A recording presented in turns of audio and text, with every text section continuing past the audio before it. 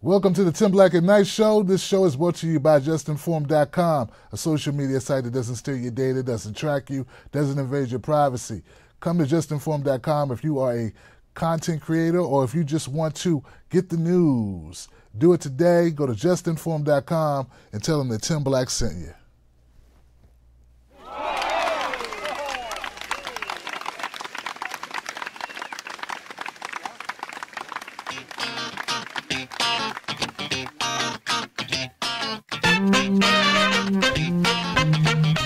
Yeah.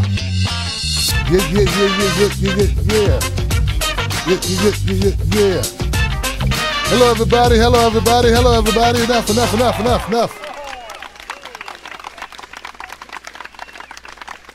Hello, my friends. How you doing? My name is Tim Black. Welcome to the Tim Black at Night Show. Thank you for tuning in. It's Tuesday, and I'm feeling great. October 9th. Glad you could all be here. We had a great show this morning. Well, this morning. We had a great show this evening. We did this around 4 o'clock. I think it was 3 o'clock, 4 o'clock. Coffee with Tim Black was a great show. We talked about a lot of issues, and it was so great and so hard-hitting, and a lot of people have different thoughts about it. I thought it was great, but I think it's also appropriate, I think, to come back, revisit it, and do like a part 2 to it.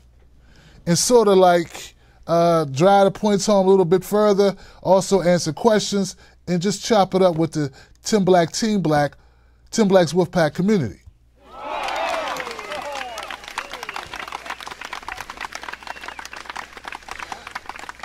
I think it also will serve us well to revisit the topics that we covered and maybe some updates about those topics if they exist. So, folks, let me make sure that we're plugged in on our social media, that we got people on Facebook, people on YouTube, everyone hooked in.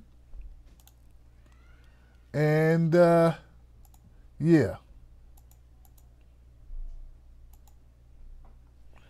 I'm getting this set up real quick. Hold on, there was an update, so I didn't realize I had to go back in. This will just take a moment as I reconnect YouTube Super Chat. And let me get those folks locked in because those people are important to the show. Thank you so much, guys. When you get to the show, support the show. You're a big part of why we're able to do the show. Appreciate you. All right. So we are streaming, and that should be there. Also, hello to Lisa Hauserman.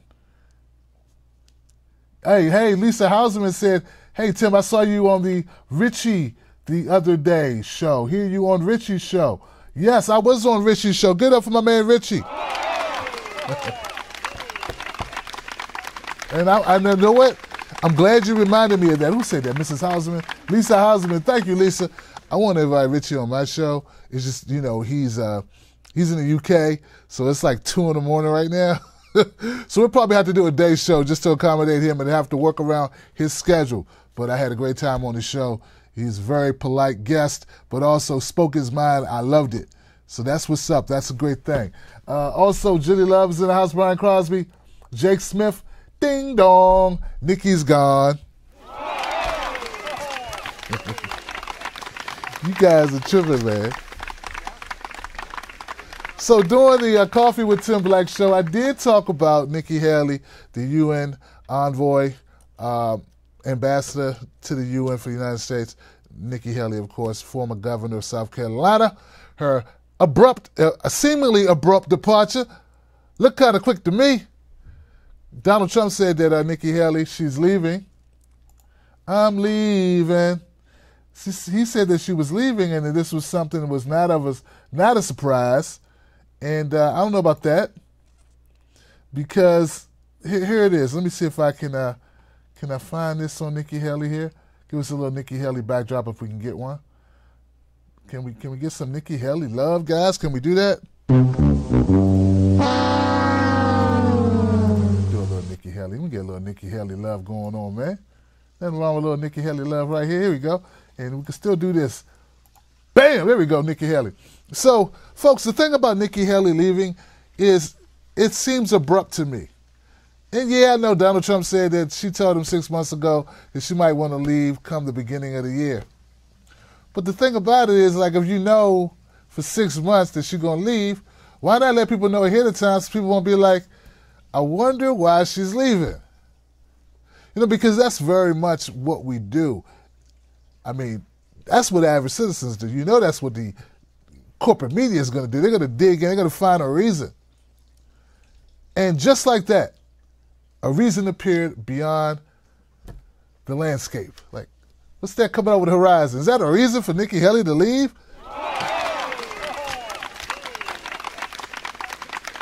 So, check this out. Nikki Haley's resignation. And now, this could just be bad timing or good timing. I don't know.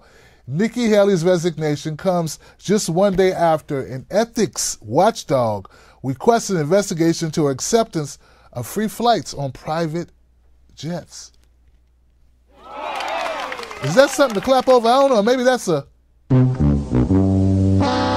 those right there. I think that's not a good thing. Private jet. Maybe she did something on the jet. Maybe she's doing favors, or maybe favors are being done. I don't know. UN Ambassador Nikki Haley's abrupt resignation on Tuesday comes after this ethics group. The former governor of South Carolina listed the flights on her 2017 financial disclosure and asserted that each qualified for an exception based on her relationship with the trio of businessmen who provided them. But the group suggested that Haley did not provide enough information to assert that exception. Seems a little, I don't know, man. Seems a little flimsy on the surface, but haven't there been some other folks who've gotten in trouble for similar stuff? Wasn't there someone else in Trump's cabinet who recently had to resign because of similar flights or what have yous? Like, I remember this. Anybody in my chat remember this? I know I'm not tripping. I know this happened, right? Anybody remember this? It's not a new thing, right? I don't think it's a new thing. I think it's happened before, frankly. I don't know. Well, it's working. Just nothing out there, Tim Black. But no, seriously, guys, I remember something. This happened with somebody. Okay. So, I don't know what's up with YouTube. YouTube's not, I don't get it, man. I don't have time. Looks like we got problems with the freaking thing here, man. I'm going to let it go. It's not working. There was someone in the Trump cabinet, guys, that was let go, and it was like, so it was something about travel expenses or use of flights. It just escapes me. I'm getting old, but I remember it. Okay, so it was recently. United Nations Ambassador, abrupt resignation. They keep saying the same thing over and over again. Now, the name of the group is Citizens for Responsibility and Ethics in Washington, said in this complaint that Haley's financial disclosure did not provide enough information to make the assessment that the people that provided the free flights did so because they were chummy friends and that it should qualify for an exemption. Those flights were most likely worth tens of thousands of dollars. Whether the exception applies depends partly on what the three businessmen were the only sources of the gifts. If business entities were sources of the gifts, the exceptions were inapplicable. Cruz said federal ethics regulations prohibit employees from soliciting or accepting gifts given because of the employee's official position. Now I hear them all now. I hear it through the ethos. I hear it through the modems and the ISP providers all across the country. I hear it. What about Hillary? What about Hillary? I hear that, right? Everybody sound like Jerry Seinfeld on crack. I hear that shit. Or they either doing the Chris Rock. What about Hillary? I know Hillary. She took Buddy Hillary. I hear him. Yeah, you can always say, what about Hillary? And I do say, what about Hillary all the time. But this is about Nikki Haley. I want to know what's up with Haley. And I ain't talking about Eminem's daughter either. I'm talking about Nikki Haley, UN ambassador, former governor of North Carolina. Did she do some stuff she wasn't supposed to do?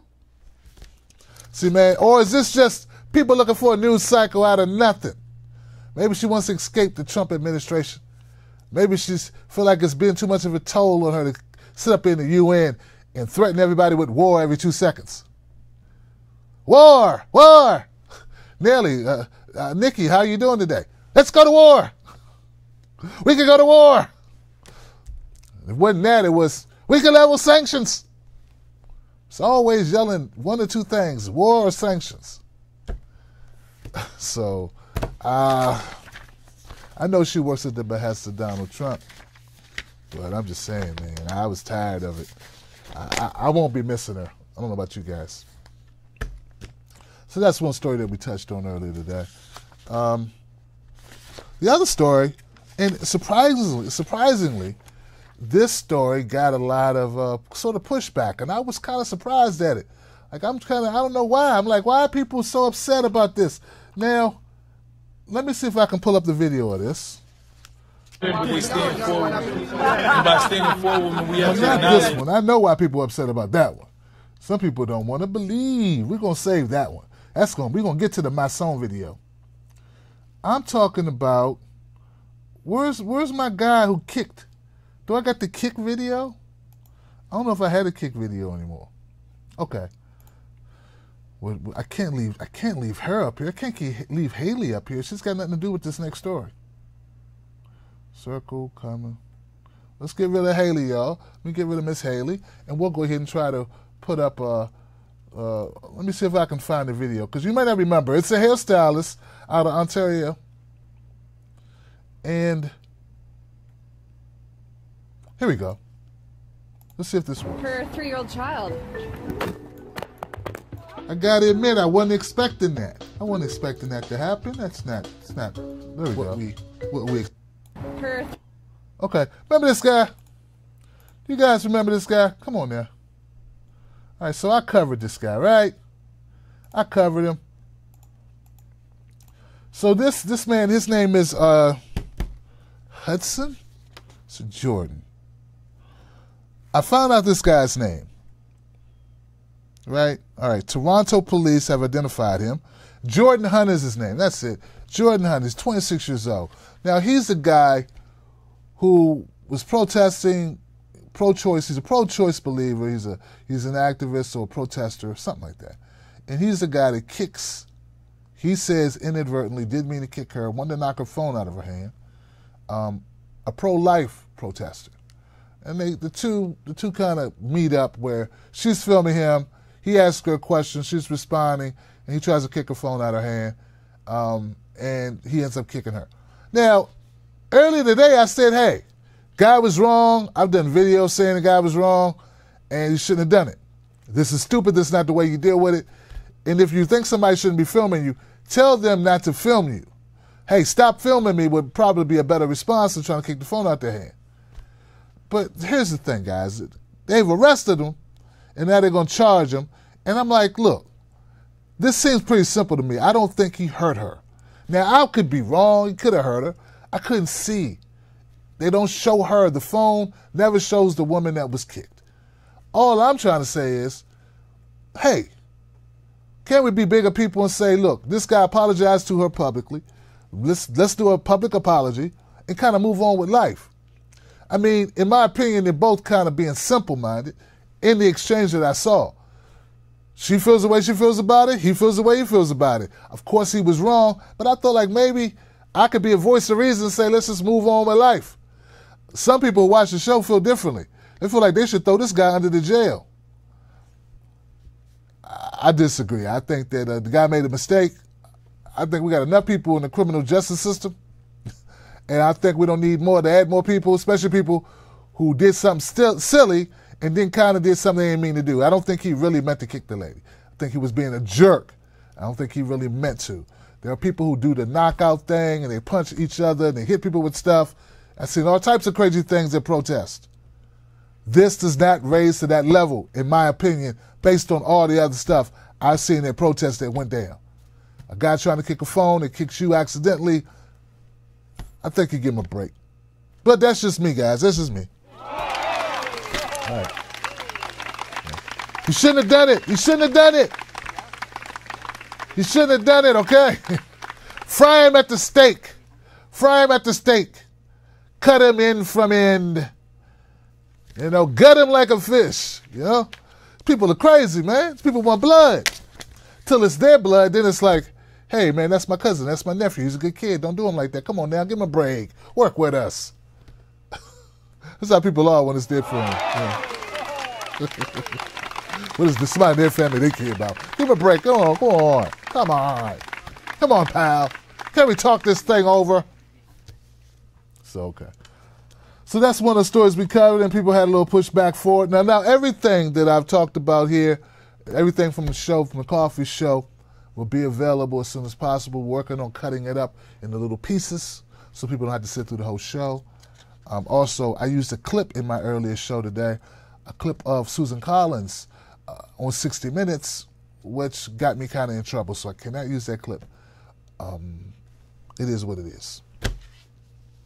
But I can talk about it. I can't talk about Miss Collins, can I? Yes, you can, Tim Black. You can talk about whoever the hell you want to talk about, Tim Black. So let's move on to Tim Black, talking about Susan Collins. And I'm hoping I've got a picture of Susan Collins to represent. Everybody knows Susan Collins.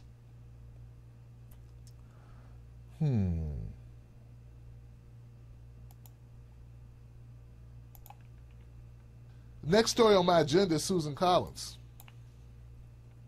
You guys want to talk about Susan Collins? Oh my goodness, Susan Collins.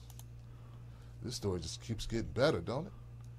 Okay, so let's go ahead and load up the clip. Most people, Brett Kavanaugh, she was like Joe Manchin to get you out of office.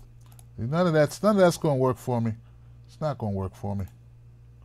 What I'll have to do, guys, is I have to find an actual picture of Susan Collins, just for anybody who gives a darn about the Susan Collins thing. All right? Some people care about Susan Collins, man. Hey, man, it's a free country. Some people like Susan Collins. They think she's a, dynamic young lady, handling her business there in the Senate, fighting for the peoples. Fighting for the people's what you're doing. Fighting for all the people. I tend to think those people who think that don't know what fighting for the people look like. But hey, that's just me. That's just me. Okay. So Susan Collins, she voted recently. She voted recently to approve or confirm Brett Kavanaugh. She's one of the reasons why we have a Brett Kavanaugh on the Supreme Court, the highest court of the land. A lot of people had a lot of faith in Susan Collins. They thought maybe Susan Collins would stop Brett Kavanaugh. Now, they didn't think she'd stop him for the reasons that he really should have been stopped for. I mean, the ones that no one can debate. Like taking away our rights to privacy, rights to due process when he worked for Bush, helping to write that horrible Patriot Act, co-signing and developing language that would squeeze us through the doors of acceptability on torture, waterboarding and such. Yeah, all these reasons why we might not want to let Brett Kavanaugh sit on the highest court in the land that Susan Collins could have rejected him for. No one's holding their feet to the fire on that. Now it's all about the testimony of Miss Ford, Blasey Ford. That's where it is. And I get it. A lot of people don't even know Brett Kavanaugh's background with Bush because no one wanted to talk about it during the hearings. They'd rather keep it about sensationalism. Well, here's the thing. Susan Collins made the rounds on this weekend on the shows because, she's pissed off because a group of citizens got together and they said, Miss Collins, if you don't say no to Kavanaugh, we're going to fund your opponent. We're going to get you primary, Miss Missy. That's what we're going to do, young lady. We're going to get you primary because we want you out of there. Well, Miss Collins don't like being challenged. She said it was unfair. Worse than that, she said it was criminal act. She said it was bribery to try to get her to take almost $4 million of money or forego $4 million being given to a challenger if she didn't vote no, or if she did vote no. Or if she voted yes. If she voted yes, You get what I'm saying? She thought they were bribing her. They wanted her to vote no, or they were going to do something to her, which was get her primary. Here's the thing, guys. They probably should have primaried their ass anyway. Yeah, like, it shouldn't have took this. I mean, come on, man. All these, how long has she been in the Senate? A lot of these senators need to be primaried. So do a lot of these Congress people. These relics walking around, so out of touch with regular people, they don't even know what they feel like anymore. They're limbless. Their nerves don't work. They don't know what real people are like. Susan Collins is from that group of people. I think Susan Collins is one of the last people that should complain about Citizens Uniting to fight back, when I'm sure she is a supporter of Citizens United that lets corporations fight back against, citizens. I mean, I don't think I've heard Susan Collins complain about the amount of big donor money that goes into these elections. But she wants to complain about citizens banding together and using their little station in life to challenge her. Not to mention the $4 million may sound like a lot to the average person. Sure sound like a lot to me. But to Susan Collins, a prolific fundraiser who's raised over $27 million during her political career, I'm sure she can handle that. In fact, when the word gets out to the GOP a couple years from now when she runs for re-election in 2020, that she's being challenged and the challenger is some Democrat they don't like, I'm sure she will have no problem matching the funds. Because that's how politics works. So to all you dopes out there who sit around thinking about Susan Collins and how she's being treated wrong, you need to think about citizens, regular citizens like yourself, who are disenfranchised like hell because we have big donors and wealthy business people, corporations, special interest groups, lobbyists, all doing the bidding of wealthy donors, big corporations, and special interest groups. Not you. Wake up, smell the coffee, dopey. All right, so that was Susan Collins, guys. That's my cousin, Susan Collins. It is a shame, it's a shame, it's a shame. So it's a bribe when people do it. It's just business as usual. When corporations do it, it's just business as usual. When special interest groups do it. But when people do it, you go, oh, no, they're trying to get me to do stuff. Get the hell out of here. All right. Now, that wasn't the only thing we covered. I told you we got to a lot of stuff. This was a good 3-year-old one. child. I talked about Taylor Swift. All right, you missed the coffee show. Let me bring you up to speed on Taylor Swift. Now, Taylor Swift and Kanye West have been at it for almost a decade. It started back in the VMA Awards when she was about to receive the Best Video of the Year award or something. And Kanye West stole her moment to shine. Said, hey, Beyonce should get this. Screw you, Taylor Swift. Well, that pissed off Taylor Swift, which it should have, and all her fans. So now fast forward to where we are today. Today we have a kind of a different landscape. We got Kanye West, lost his damn mind a long time ago, never got it back.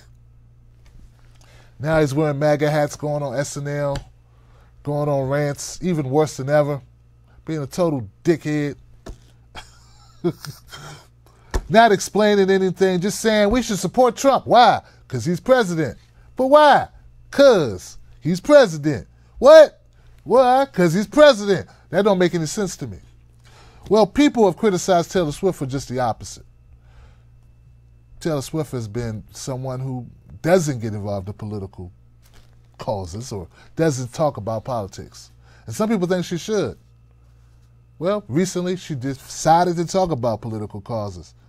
And I'm going to tell you guys, I'm impressed. Now, I'm not impressed. Like, it has nothing to do with her being with Democrats or Republicans. It's that she actually knew the issues. She's very specific about what she's speaking about. Unlike Kanye West, who paints with really broad strokes, very basic shit like, hey, guys, drink more water. Taylor Swift's like, drink more water, that's distilled. at this particular temperature during this particular time of the day to achieve this particular effect. I like that type of, information. It's focused. It means something. See, Taylor Swift didn't just say, vote for this party or vote for this president, which ain't even running right now. She's talking about a local race in Tennessee. That's come to my attention that she wasn't born in Tennessee, but she moved there when she was 14 years old. And she is a resident now of Tennessee. Well, she has a dog in the race, meaning she has a candidate that she prefers over another candidate. And she says this. She says, I cannot vote for someone who will not be willing to fight for the dignity of all Americans, no matter their skin color, gender, or who they love. After employing fans to go to vote.org, the site, which landed 155,000 unique viewers or visitors in a 24-hour period, up from its normal traffic of 14,000. Of those visitors that Taylor Swift got to go to vote.org, 65,000 of those voters registered.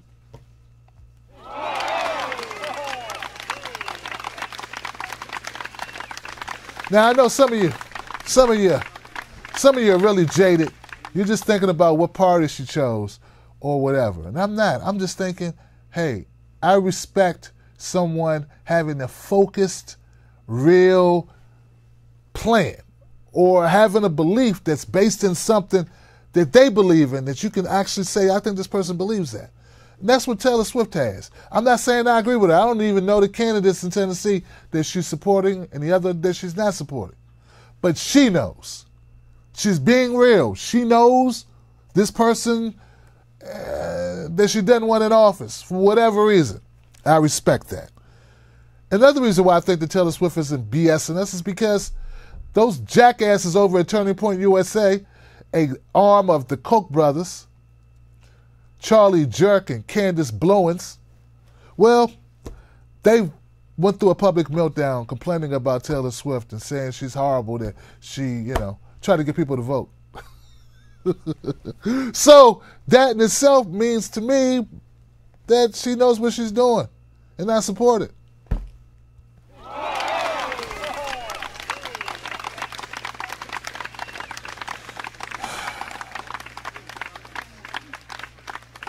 And some guy named Sam Stein, he said, if you haven't heard, oh no, I think he released this. Now he didn't say this. He's talking about the NRSC. I don't even know what the NRSC is. But it says, if you haven't heard, multimillionaire, pop star Taylor Swift came down from her ivory tower to tell hardworking Tennesseans to vote for Phil Bredesen. You notice how the conservatives don't say, notice how these hardworking, this pop rap star came down from his ivory tower to tell hardworking entire country, not just state, the entire country, to all wear MAGA hats and all support Donald Trump and Trump's the greatest. Notice how I don't think the NRSC put out that press release. I'm just guessing. I'm just guessing you didn't say shit when Kanye's goofy ass, just fresh off lipo and fresh off meds, was running down there talking about slavery was a choice.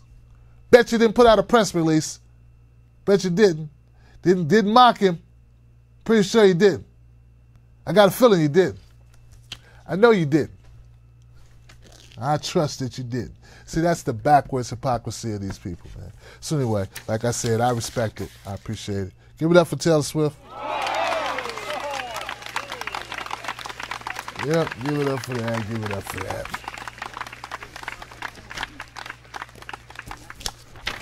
There's a couple. I'm missing a couple things. What else did I miss, guys? I covered so much today. Well, hell, man, I'll just go to my last story. My song. All right, guys. A lot of people didn't, well, I'm not going to say a lot of people. Some people didn't understand what I meant when I talked about this, okay? And this I think I can play without getting in trouble with the censors, right? So let's see if I can find this and play it. We stand forward, and by standing forward, we have to acknowledge that there's a culture of sexual violence, rape culture that men have benefited from.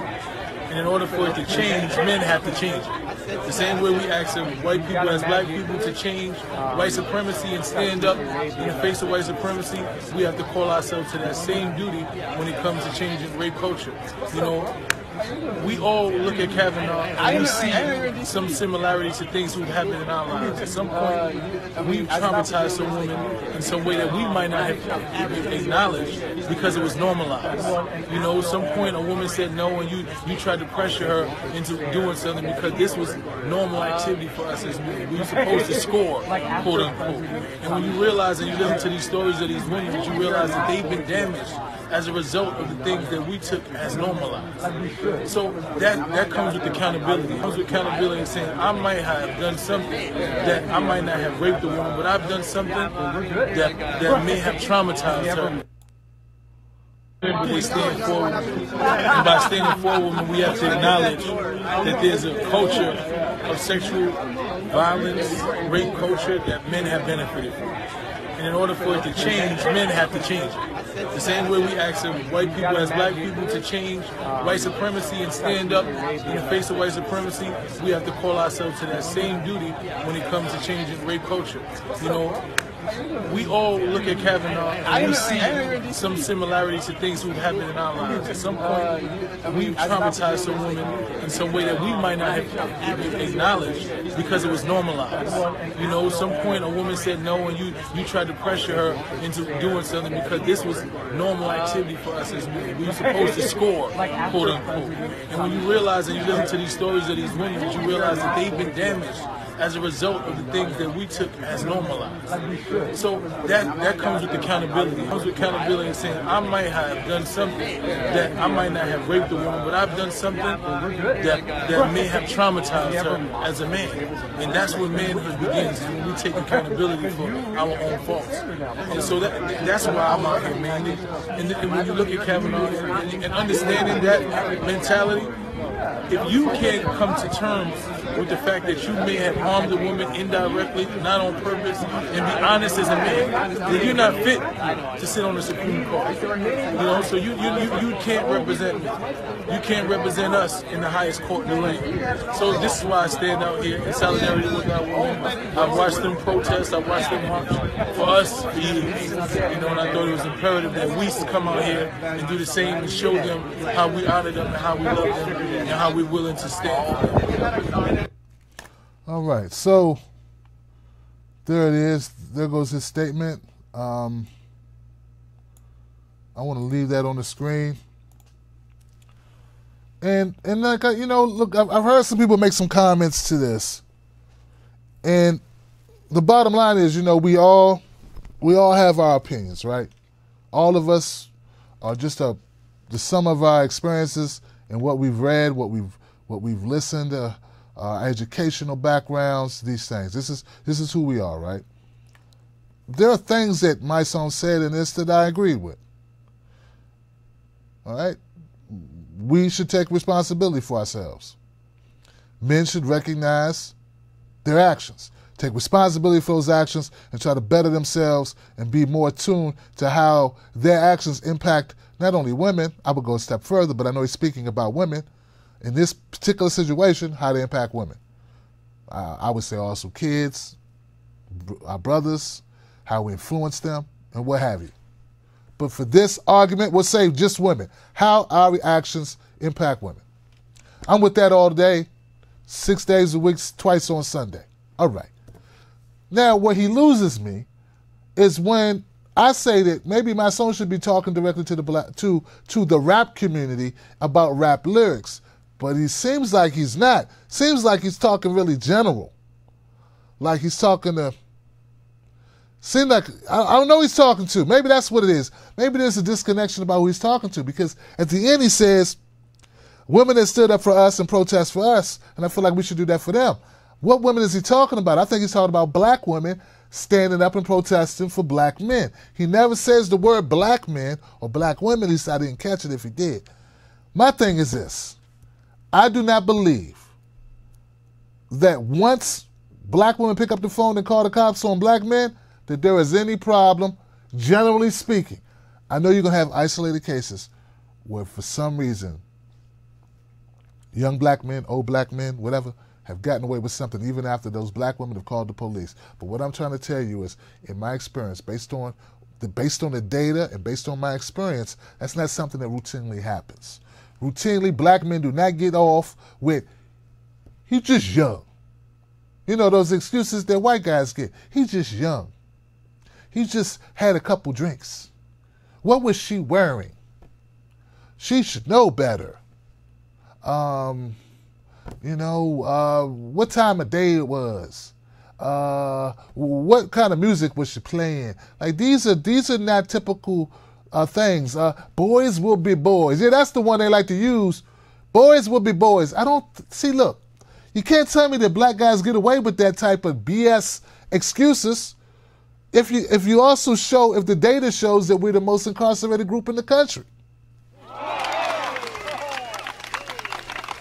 If black people get locked, if black men specifically get locked up more than anybody else, why are you focusing you can't say that we're getting away with this rape culture to the extent that white guys are. No, the Brett Kavanaugh hearings are about white power. I don't mean that racist neo-Nazi shit either. I'm talking about actual people with money from privileged backgrounds, who people went to Yale and Harvard and Stanford and Princeton and have connections with lawyers and judges and congresspeople. I mean, people who are at this elite state in life who can make problems go away.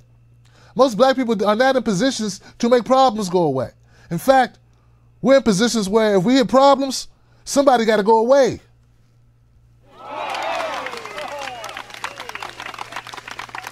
Man, I hope you're going to be all right, man. Keep your head up in there. That type of go away. I'm just keeping it 100 with you. I know it may not resonate because we have this, these lies that are all across our media that show that black people are doing so well and we're right there with white people, but we are not, financially not there where the average family can can go get a good lawyer and get little Daquan out of problem because Jaquita said that he forced himself on her. He would take a plea deal and end up doing that time. That's the reality of black society. So I just want you to know that this is not typical. And I don't think it's typical in white society to the extent that people think it is. I don't think that everybody's Brett Kavanaugh, all right? All right, but let's keep it 100 now, my son. So my thing with my son is not that we shouldn't correct ourselves, not that we shouldn't pay attention, not that we should end this thought that you deserve something because you took somebody on a date or did you get somebody drunk and take advantage of them. I don't condone rape. Damn, why would you say shit like, see, this is why we can't have conversations, because as soon as you disagree with somebody on a serious issue, you go and demonize them with the worst descriptor possible. Just because I said my son is wrong, that I said that this Brett Kavanaugh shit has nothing to do with black men, does not mean I condone rape. The opposite. I don't condone it. But let's not make this be our fight. This is not our fight. All right? Brett Kavanaugh, the Georgetown Prep Society, these rich elitists, those motherfuckers, that's separate. That is separate from the average working folk. Definitely separate from black folks in the hood. Now, I don't know about you, but I know I've grown up around a lot of black guys, and one of the worst fears they have is that a black woman will call the police on them.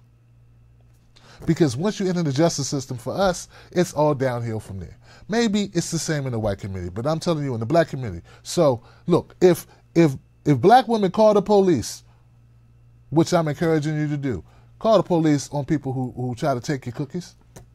Call the police on them. Call the police on anybody who try to take your cookies. If you are black or white or Latino or Asian or Native American in this day and age, and you don't know, no means no. If you don't know, you can't get somebody drunk or high or roofied up or whatever and try to take advantage of them. If you don't know that's illegal, if you don't know that can lead to jail time, you're a new type of fool who don't need to be around women or around kids or around nobody. You need to be in a room by yourself. That's real talk. But let's keep it 100 and let's admit in the most incarcerated country in the world, the most incarcerated group of people within that country are not the people you need to be talking to when you say you need to work on your rape culture. Now, maybe you can talk to the rappers of which you are a group and talk to them and say, hey guys, maybe we should stop putting this shit in our music. That would be a very narrow group in the black community, a very narrow segment in the black community, at least in the rap community, that maybe you could address. But I don't think it pertains to all black folks, and it definitely doesn't pertain to our relationship with our women. I see it differently, all right? I see it differently. So that was my point. For some reason, maybe I didn't state it clearly enough. No problem. I come back, take another bite at that apple, make it clear. But I have not changed my position on it. I just wanted to clarify a few points. My song, he means well, I think. I think he means well. White people to change, U.S. must change rape culture. We want white people to change white supremacy. Men should change rape culture. See, black people can't change white supremacy. See, this is why I'm confused. He said white people need to change white supremacy. We want them to do that. Well, we need to change rape culture. Rape culture ain't black culture. Do we really need to go there about that? About rape culture in the U.S.? Do we really need to do this? Look, see, I could take him to task on these issues where he says black people want white people to change white supremacy. Well, we men need to change rape culture. What men? Black people can't change white supremacy? All collectively we need to change rape culture? Well, don't use the white supremacy thing. That's why I'm confused. That's why it don't make sense to me. That's why I got a problem with it. And you say that men have benefited from rape culture. I don't think we benefited from it. In fact, I think it's sick. I don't think any man benefits from anything that is negative, that is demoralizing, that hurts another human being. I don't think you benefit from that.